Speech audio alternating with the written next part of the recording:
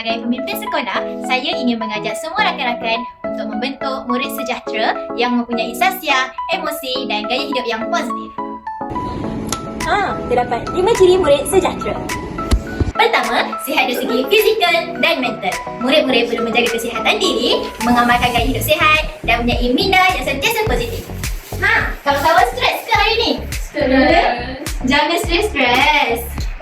Yang kedua, berdisiplin dan bertanggungjawab. Sebagai murid, kita perlulah sentiasa membantu guru menjalankan tugas dengan penuh amanah.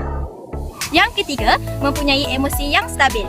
Murid-murid perlu sentiasa berfikiran positif dan bijak mengawal perasaan. Malasnya. Jo, kena sabar. Kita sebagai manusia kena sabar. Yang keempat, berakhlak mulia. Sebagai murid, kita kena sentiasa berbudi bahasa, saling menghormati dan saling bantu-membantu antara satu sama lain.